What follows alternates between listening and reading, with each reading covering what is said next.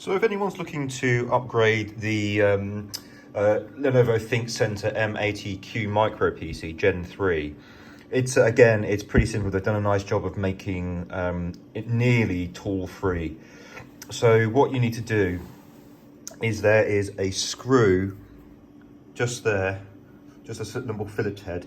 Unscrew that, and then you can literally just pull the chassis forward, and it'll just unclip. And then at the bottom, that's where the RAM and the M2 slots are. Just slide that back, and you're in business. So I'm using the Corsair Vengeance 32 gig modules, DDR5.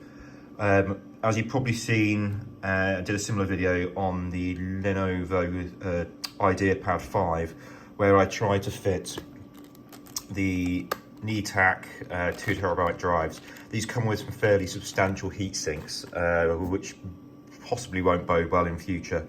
But I did have to basically take the heat sinks off. I've rather poorly reapplied the thermal stickers, or whatever you might want to call it, thermal pads. This machine won't be under heavy load, so I can't really see there being a thermal issue with it.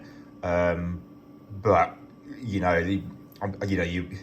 pay your money, you take your chances. Hopefully they don't fail. I'm going to be running them in RAID 1, I believe. If they die, then I'll have to come up with a new solution. But do bear in mind, it will nuke your warranty if you choose to go down this route. Ideally, find an M2 drive without a heatsink, ideally a Gen 4 if you can. So I plan to put in ESXi on this machine, and I'm going to gradually start migrating over VMs from my existing Dell PowerEdge server. One thing I've noticed is this runs a little bit warmer than I had expected. It definitely, even though it was idling in the BIOS, it definitely was kicking out some heat. So do bear that in mind if you're lacking ventilation. There's been no real reports online that I've seen to suggest that it has a thermal issue.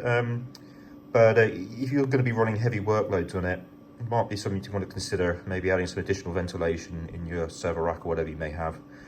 Cool, right, on to the next thing of actually installing ESXi.